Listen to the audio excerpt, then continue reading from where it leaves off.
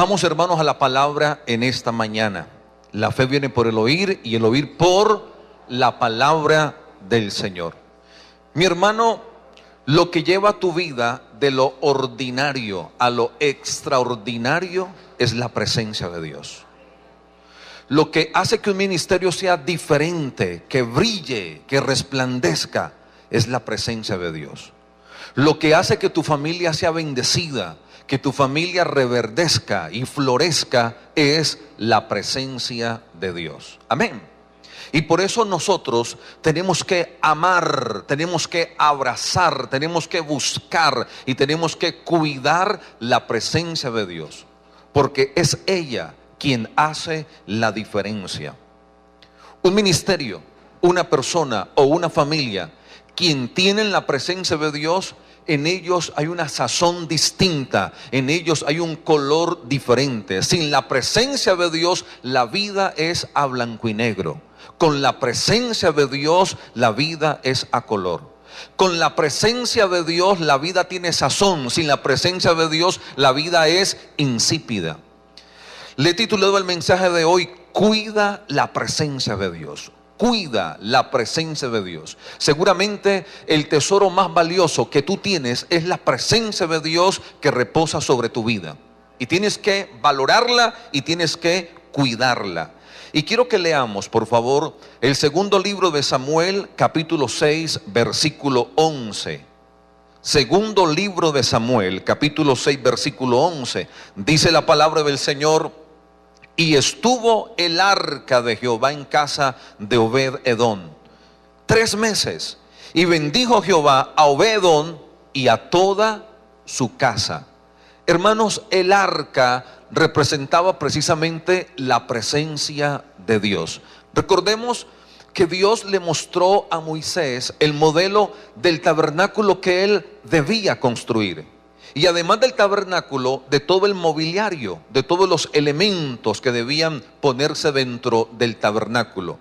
Y el primer elemento que Dios le muestra a Moisés es precisamente el arca del testimonio. Era una arca, hermanos, que medía 1 metro con 25 centímetros de longitud, 75 centímetros de ancho y 75 centímetros de alto. Era una caja hecha de madera de acacia recubierta de oro finísimo. Y sobre esa caja o urna había una tapa. Y esa tapa se conocía como el propiciatorio. Y en la tapa habían 2 querubines con sus alas extendidas. Y lo que se creía, hermanos, es que allí se concentraba la misma gloria de Dios. Pues la Biblia dice que desde el primer momento que esa arca llegó a la casa de Obed-edom, esa casa fue bendecida.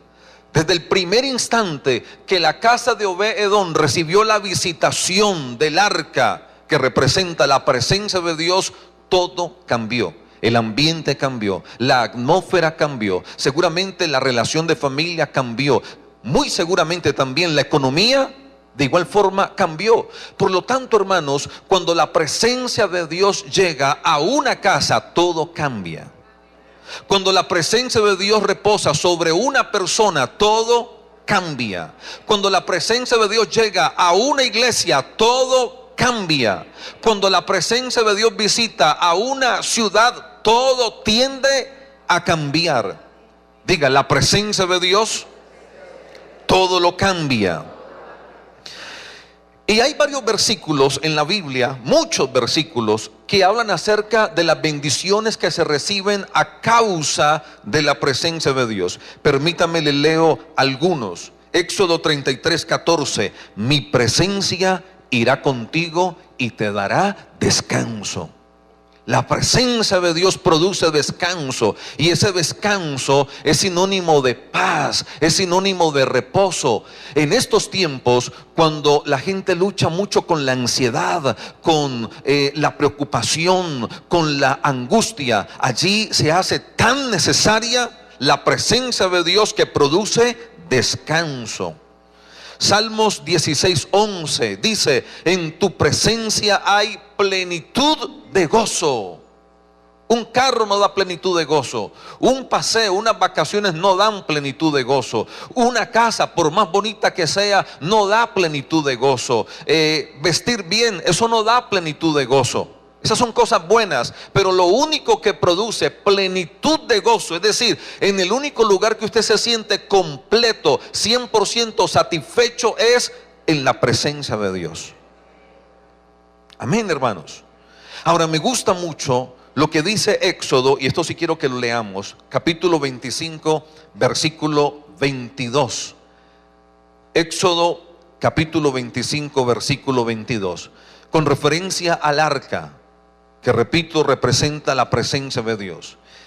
Le dijo el Señor a Moisés: y de allí, desde el arca, donde reposará mi presencia, mi gloria, me declararé a ti.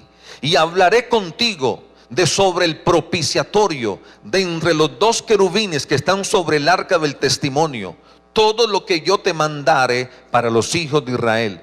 Y quiero hacer énfasis en la primera parte: de allí me declararé a ti. Y estuve leyendo varias versiones y lo que encontré me llamó la atención. En algunas versiones dice: desde allí me manifestaré a ti.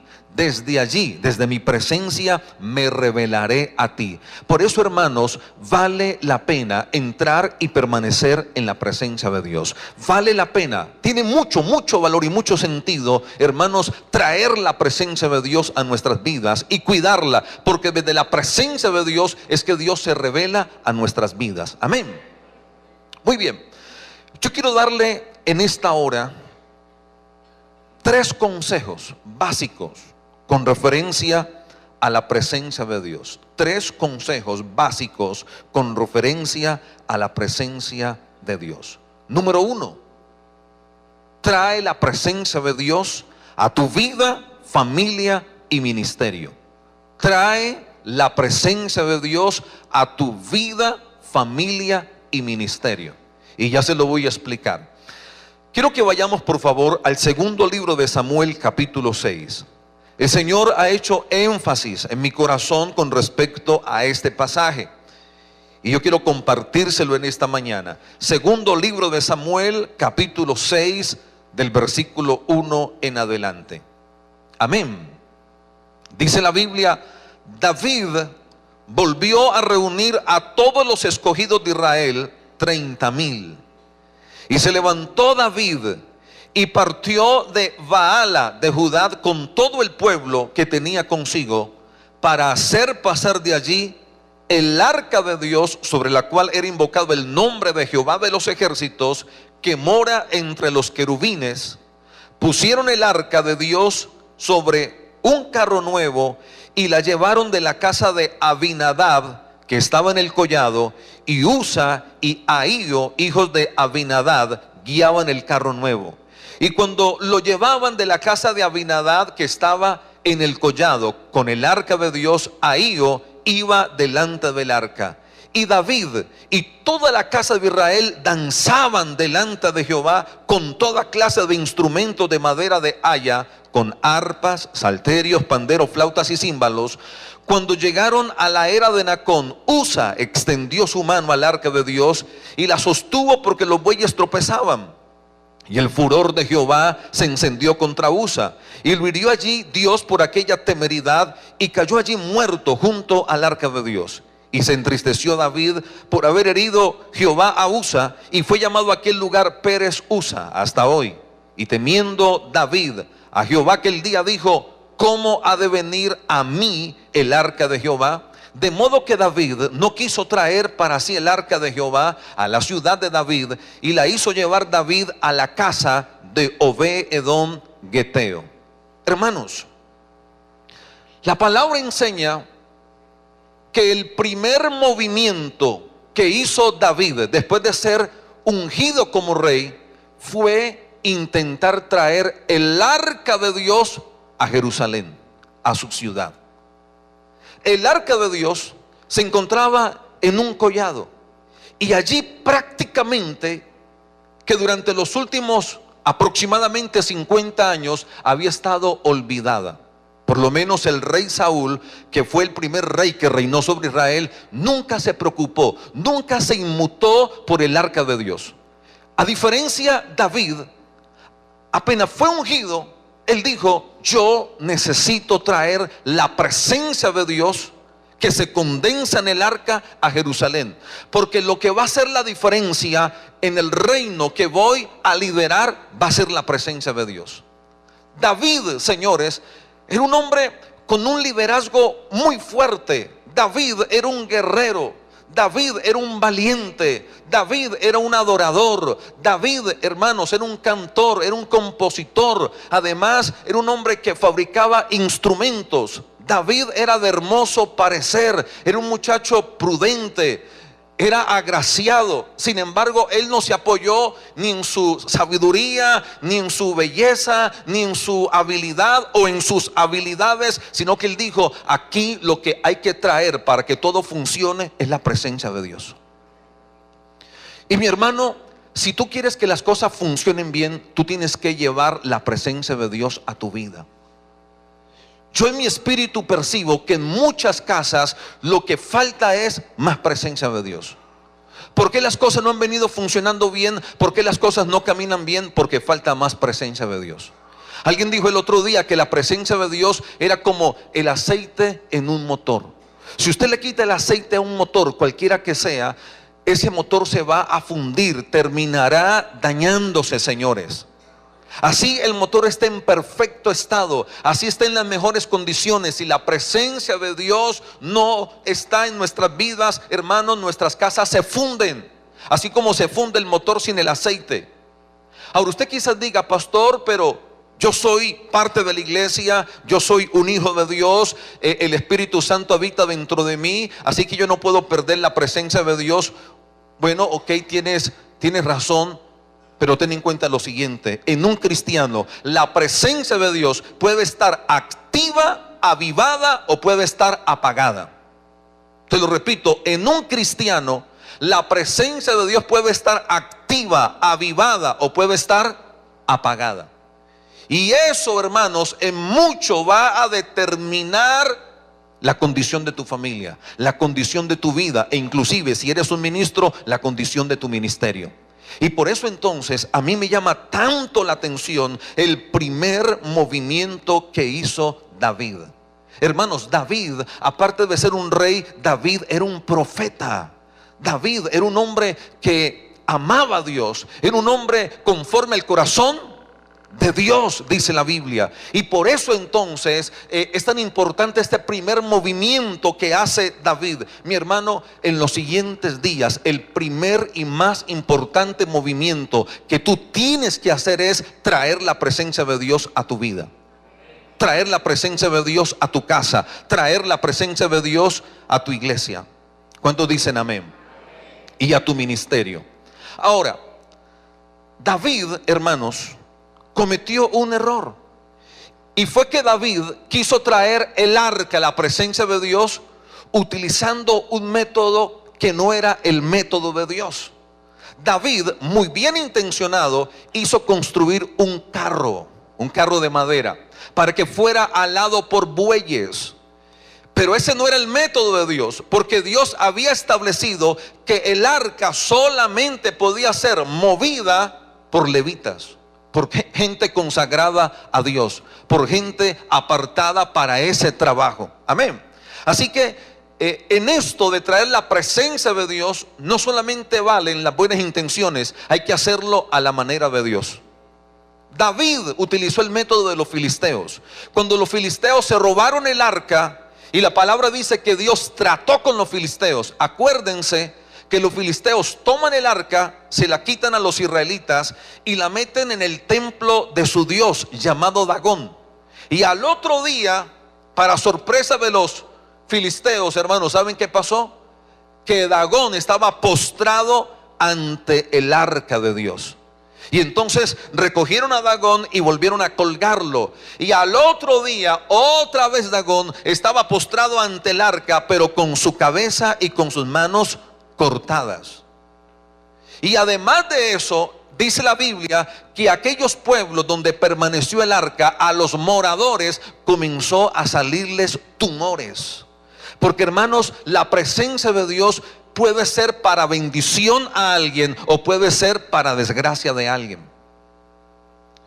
Y cuando los filisteos entendieron que esos tumores y todo lo que estaba pasando era causa del arca, de la presencia de Dios, dijeron: devolvámosle a los israelitas su arca.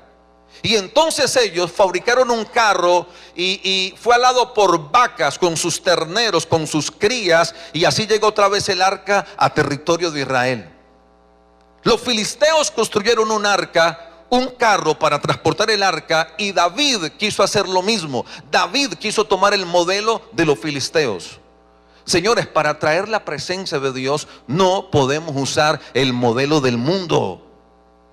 Para traer la presencia de Dios no podemos usar los métodos del mundo. Tenemos que usar el modelo de Dios. Amén. Y lo primero que debo decirle es que David, en el segundo intento y victorioso intento para traer el arca, él usó el método correcto. Utilizó a los levitas. Parece ser que David consultó, indagó, David se sentó con sabios y bueno, ¿qué fue lo que pasó? Discutió con ellos y le dijeron: es que tú utilizaste el método de los filisteos, el método del mundo para traer la presencia de Dios, para traer la bendición de Dios. ¿Cuál es el método de los filisteos, hermanos? La brujería, los riegos y cosas por el estilo. Ay, yo quiero que mi casa sea bendecida, yo quiero que mis finanzas sean bendecidas, yo quiero que mi salud sea bendecida. Y entonces la gente utiliza el carro, el método de los filisteos. ¿Me comprende, verdad? Pero no, el método es a la manera de Dios. Era con los levitas. Y número uno, los levitas eran personas consagradas. El primer elemento que tú necesitas para traer la presencia de Dios es consagración. Diga consagración. Más fuerte, consagración. Usted quiere que la presencia de Dios esté fuerte sobre su vida, conságrese a Dios. Usted quiere que la presencia de Dios esté fuerte sobre su casa y haga la diferencia, conságrese a Dios. Y estar consagrado, entonces, no significa tener un pie en la iglesia y otro pie en el mundo. Eso no es consagración.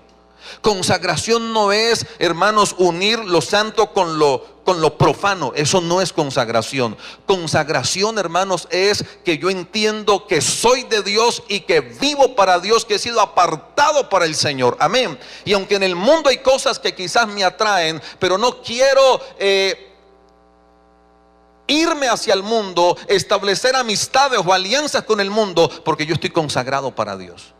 Es lo mismo que un matrimonio. Cuando un hombre se casa con su esposa, viceversa, cuando la esposa se casa con su novio y establece un hogar, ese hombre es consagrado para ella, ella es consagrado para él, le pertenecen. De igual manera nosotros somos la novia de Cristo, la esposa de Cristo, le pertenecemos a Él. Él nos compró a precio de sangre. Diga consagración. Un elemento que hace falta en la iglesia es consagración. Queremos la presencia de Dios y queremos la bendición de Dios, pero no queremos consagrarnos. Hermano, Dios es celoso, dice la Biblia. El Señor no cela con celo santo. El Señor no quiere compartirnos con el mundo, no quiere compartirnos con el diablo. El Señor no quiere compartirnos con los apetitos de la carne. Él te quiere para Él y nada más. ¿Qué significa eso? ¿Que tú no puedes hacer nada más? No se trata de eso. Eso se trata de que Dios no quiere ser parte de tu vida, sino el todo de tu vida. Como lo dije el otro día, el problema para mucha gente es que los deportes son parte de su vida, las finanzas son parte de su vida, la diversión es parte de su vida, la familia ocupa otra parte importante de su vida y Dios, o como dice la gente, Diosito, ocupa otra parte importante de su vida. Su vida la han seccionado en porciones y una de esas porciones le corresponde a Dios. Dios no quiere ser una porción, Dios no quiere ser una parte, Dios quiere ser lo más importante en tu vida. Que tú vivas para Él, respires para Él, comas para Él, todo es para la gloria de Él. Amén. David, para traer el arca, la presencia de Dios, tuvo que utilizar a gente consagrada. Número 2, a la hora de traer la presencia de Dios. Vamos a leer, hermanos, lo que dice la Biblia en Isaías 57:15. Libro del profeta Isaías, capítulo 57, versículo 15. Porque así dijo el alto y sublime, el que habita la eternidad y cuyo nombre es el Santo: yo habito, mi presencia, yo habito en la altura y la santidad. ¿Y con quién es? Y con el quebrantado y humilde de espíritu, para hacer vivir el espíritu de los humildes y para vivificar el corazón de los quebrantados. Mi hermano, ¿tú quieres traer la presencia de Dios a tu vida? ¿Tú quieres traer la presencia de Dios a tu casa? ¿Tú quieres traer la presencia de Dios a tu negocio? ¿Tú quieres traer la presencia de Dios a tu ministerio? Tú tienes que aprender a quebrantarte, a humillarte delante de Dios. Hay que doblar las rodillas, hay que llorar delante de Dios. Entre la entrada y el altar lloren sacerdotes, ministros de Jehová. La pregunta es, ¿hace cuánto tú no te quebrantas ante la presencia de Dios? ¿Hace cuánto no lloras de rodillas ante la presencia de Dios? Hermanos, a veces a mí me sorprende, inclusive aquí en el culto, en plena adoración, verlos tan distraídos a ustedes. A veces los estoy observando y digo, ¿esta gente en qué es que está, Dios mío? Mientras unos adoran, otros ven para todas partes, charlas, se sacan el mugre de las uñas. ¿Esta gente en qué está, Dios mío? Si eso es en la iglesia, ¿cómo será en sus casas? ¿Cuándo esta gente adora? ¿Cuándo esta gente tiene un encuentro personal con Dios? Bendito Señor. Mi hermano, si queremos traer la presencia de Dios a nuestras vidas, tenemos que humillarnos, quebrantarnos delante de Él. Y quiero unir con Isaías 57, y esto me gusta muchísimo, lo que dice Jeremías 29:13. Jeremías 29:13 dice: y me buscaréis y me hallaréis, es decir, se encontrarán con mi presencia, porque me buscaréis de todo vuestro corazón. ¿Quiere usted encontrarse con la presencia de Dios? Hágalo con todo su corazón. ¿Quiere usted, mi hermano, traer la presencia de Dios a su vida? Busque a Dios, pero hágalo con todo su corazón. Dice la palabra: con todo el corazón, con toda la mente, con toda el alma, con todas las fuerzas. Esto no solamente es cantar de vientres hacia afuera. No, señores, esto va mucho más allá. Es una entrega, hermanos, es una entrega, es una pasión, es casi que una fusión, hermanos. Usted y Dios y nadie más. Qué lindo es ver a alguien en adoración, perdido, hermanos, en la presencia de Dios. Esa persona que cierra sus ojos, se desconecta del mundo exterior.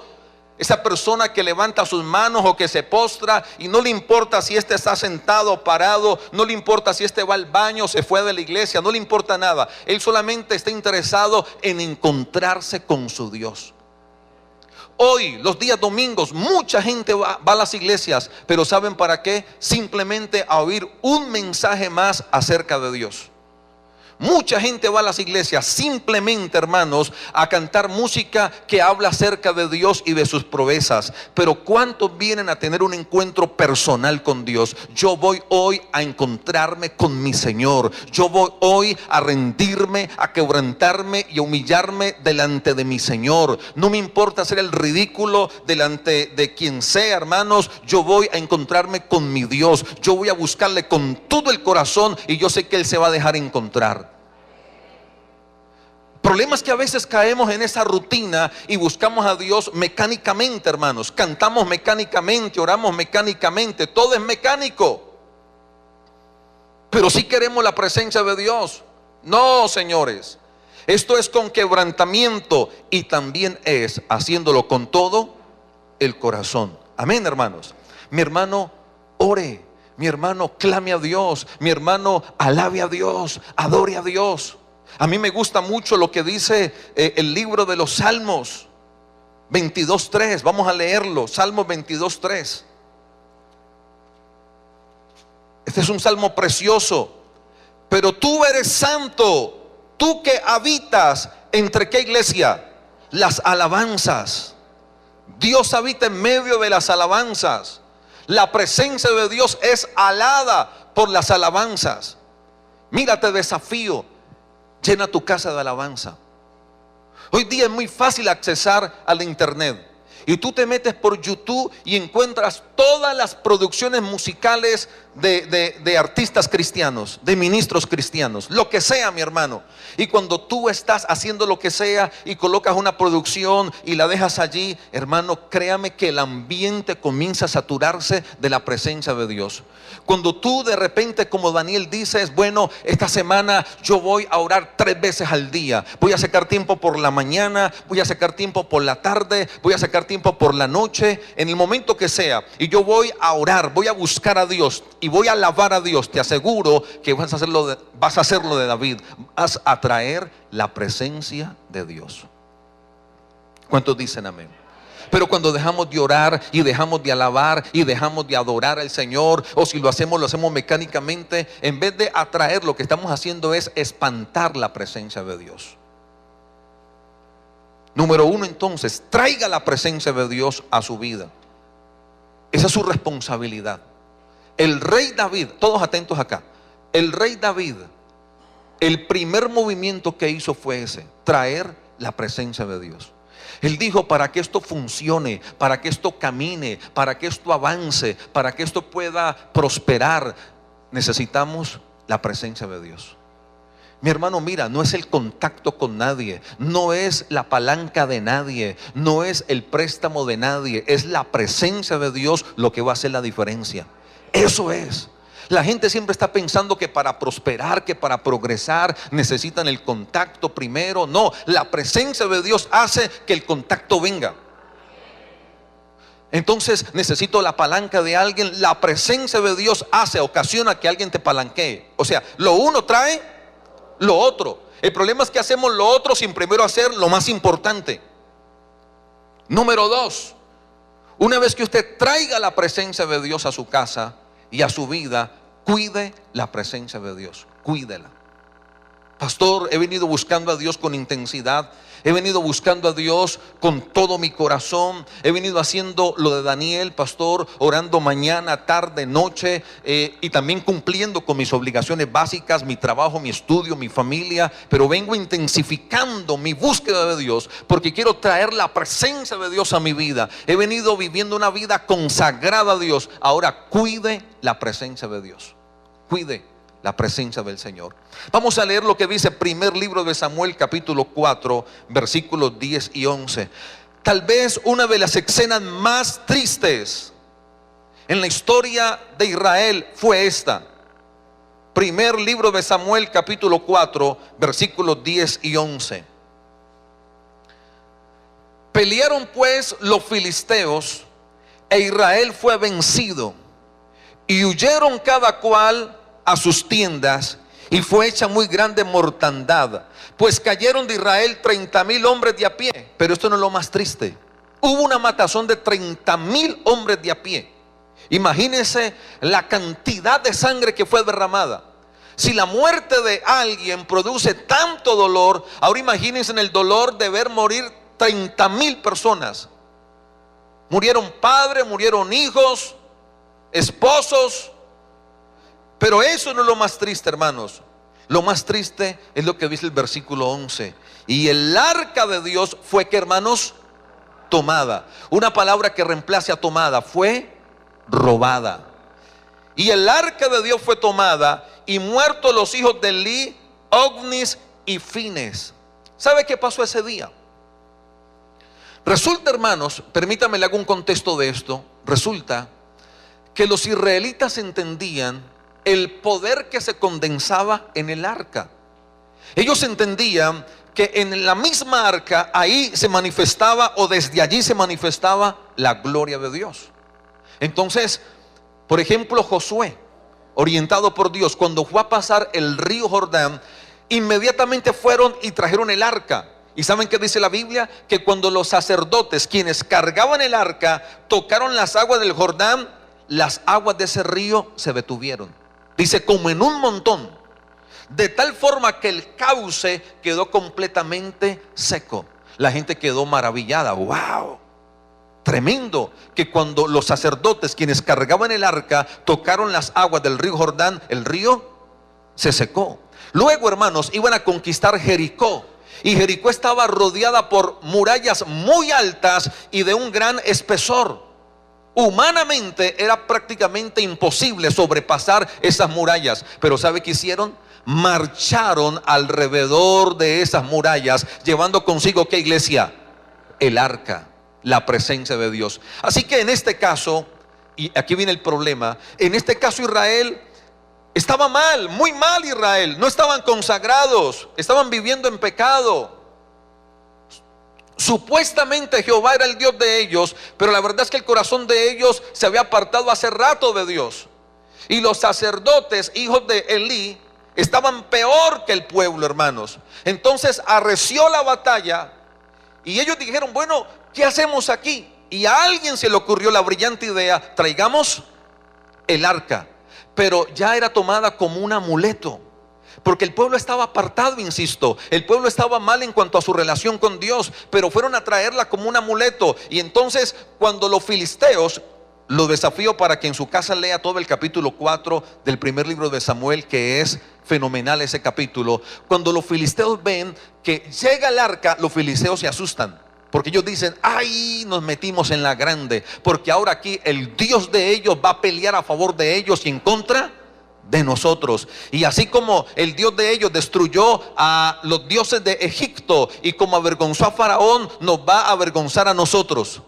Pero los filisteos desconocían, hermanos, que estaban mal los israelitas, y que por lo tanto el respaldo de Dios se había apartado, y que por lo tanto la presencia de Dios no estaba activa, sino que estaba adormecida, apagada, contristada en ellos. Mi hermano, mira, la presencia de Dios o está activa en ti o está apagada en ti. La Biblia dice, no apaguéis al Espíritu. La palabra dice, no entristezcáis o no contristéis al Espíritu Santo. Pastor, ¿en mí está el Espíritu Santo? Sí. La pregunta es, ¿y cómo está? ¿Activo o está contristado? ¿O está apagado? Amén, hermanos. Cuando está activo, como te lo dije al principio, hay un color diferente sobre ti, hay un brillo, hay una sazón diferente sobre ti. Pero cuando está apagado, la gente te ve, wow, hermano, ¿qué se te hizo el gozo? ¿Qué se te hizo el fuego? ¿Qué se te hizo el brillo, mi hermano? ¿Qué se te hizo la sazón que había sobre ti? Tú eras uno antes y ahora que te veo eres otro. ¿Qué pasó? No le pregunte más. Lo que pasó fue que la presencia se le apagó. Se le apagó. ¿Y por qué? Puede ser que como le ocurrió a Israel, los filisteos, el mundo se le robó la presencia. Fue tan tremendo esto que hubo un lamento nacional, hermanos. Cuando Israel se dio cuenta que los filisteos habían robado el arca que representaba la presencia de Dios, hubo duelo, hubo luto nacional. Y todo el mundo lloraba consternado, preguntándose, ¿qué vamos a hacer? De aquí para adelante, ¿qué vamos a hacer? Se robaron la presencia de Dios, se robaron el arca de Dios. Es más, hermanos, cuando Elí, el sacerdote, escuchó que se habían robado el arca, ¿sabe qué pasó? Dice la Biblia que se fue hacia atrás y se desnucó. Era un dolor colectivo. Hermanos, el no tener la presencia de Dios debe causarnos un dolor fuerte, muy, muy fuerte. ¿Por qué, mi hermano? Porque si la presencia de Dios se fue de tu vida, hermano, todo comenzará a desboronarse. Todo. Tu economía, tu relación de pareja, tu ministerio, todo irá desboronándose poco a poco. ¿Qué pasó? Descuidaste la presencia de Dios. ¿Qué pasó? Permitiste que te robaran la presencia de Dios. Permitiste que se te apagara la presencia de Dios. Todo se irá desboronando poco a poco. Tercer consejo: si usted, mi hermano, un día descuidó la presencia de Dios, si usted reconoce que un día se le robaron la presencia de Dios, mi hermano, recupere la presencia de Dios. Recupérela. Se puede recuperar. Diga, se puede recuperar. Más fuerte, se puede recuperar. Sí, se puede recuperar esa presencia de Dios, hermanos. Y quiero que leamos el libro de los Salmos 51, versículos 11 y 12. Y yo espero que Dios le esté hablando en esta mañana, que Dios le esté exhortando a través de su palabra. Salmo 51, versículos 11 y 12. Miren lo que dijo el salmista: no me eches de delante de ti y no quites de mí tu Santo Espíritu, que equivale a tu presencia. Vuélveme el gozo de tu salvación y espíritu noble me sustente. ¿Saben qué dicen los estudiosos? Que cuando David pecó, acuérdense que él mató a este hombre Urías y le quitó a su esposa. Una cosa terrible. Y David pensó que todo había quedado encubierto, pero mentira, hermanos. Debajo del cielo no hay nada encubierto. Y el mismo diablo tapa y destapa. En este caso no fue el diablo, fue un profeta que le cuenta una historia a David. Y ustedes conocen perfectamente la historia. En todo caso, hermanos, hubo un momento en que David quiso esconder su pecado, en que David se quedó callado, y entonces David entró en un trato de Dios. Y dice David: mientras callé se envejecieron mis huesos, mientras callé mi verdor se convirtió en sequedad. Porque la palabra dice: el que confiesa sus pecados y se aparta alcanzará misericordia, mas el que los encubre no prosperará. Y entonces llegó un momento en que David perdió, hermanos, el gozo de la salvación. Llegó un momento en que la presencia de Dios en David se apagó. Y a mí me llama la atención, hermanos, que hubo un momento en que David perdió su reino producto de una sublevación de su propio hijo. Y si ustedes miran, David nunca oró diciéndole: Señor, devuélvame el reino, Señor, devuélvame el palacio, Señor, me acuerdo del lujo del palacio, me acuerdo de los manjares que comí en el palacio, Señor, intervenga, meta su mano, que me devuelvan el reino. No, David nunca hizo eso. Pero cuando David sintió que perdía la presencia de Dios, ahí sí levantó la voz y dijo: Señor, por favor, devuélvame el gozo de la salvación. Señor, vuelva y actívame su presencia en mi vida. ¿Me entiende? Entonces, hay cosas que se pierden y le paramos más bolas que la presencia de Dios. Se perdió un carro y hacemos un escándalo. Se perdió una moto, una cicla, y hacemos un escándalo. Y ponemos demandas y hablamos con fulano y quizás hasta amenazamos. Pero se pierde la presencia de Dios y parte sin novedad. Debería ser exactamente al revés.